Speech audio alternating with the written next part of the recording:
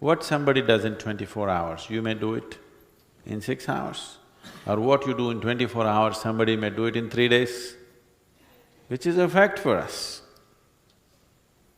So all three things are being managed in a certain way.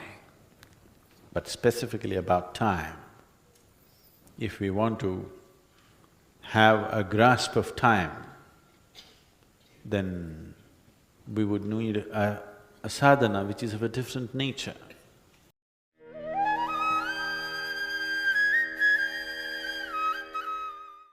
To manage your information properly or not to succumb to the tendencies caused by the information, of the past information, energy is a very important part.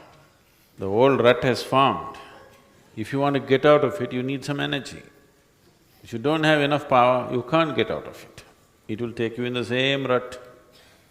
So if you generate sufficient energy, you can also handle the tendencies caused by the old information. The karma can be broken only if you have the needed energy. So these two things, it definitely serves. Above all, once your energies are in a certain way, what somebody does in 24 hours, you may do it in 6 hours. Or what you do in 24 hours, somebody may do it in 3 days, which is a fact for us. So all three things are being managed in a certain way.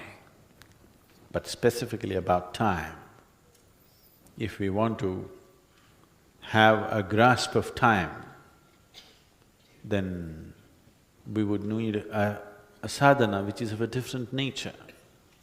If you want to have mastery over time, there's a completely different kind of sadhana. This gives you some, but mainly it's focused towards handling the karmic information and the energy. If one wants to have mastery over time, it needs a different approach. If you have to go that way, either you must have an enormous understanding of various aspects of life, it'll become extremely scientific, or you must be simply willing to listen. If you have either one of these qualities, it's possible. The first one that I said, an enormous understanding, that will not happen in a short time. That cannot happen in a short time. It takes a lot. It would take lifetimes for people to understand how it actually happens. What is time? I know science has some explanations for time. It's fine, they've taken a few steps, but it's nowhere near the ultimate reality of what is time. So, I would say, going into that such sadhana right now limits itself to only those people who will simply listen. If I tell them, jump into your well, they will jump. Not an open well, tube well. Yes. If I say, jump into your tube well, they will squeeze themselves and go into the tube well. If they are like that, we can do kala-related sadhana. You have heard of Kirtimukha? Every temple is adorned with the image of Kirtimukha. When Shiva said simply, you eat yourself up. He said, I'm hungry. He said, you eat yourself up. He simply ate himself up. Only his face, mouth and hands were left. Everything else he ate himself up. So, Shiva said, you are a glorious face. You are above all gods.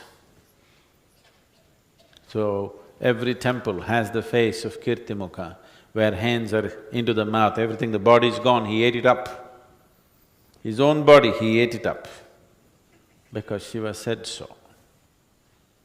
No reason, no sense, but simply ate it up. So he rose above all gods.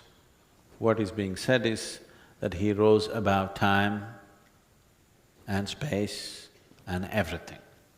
He is above gods means he is risen beyond all these dimensions. Because even gods are subject to some of these realities. He is above all that.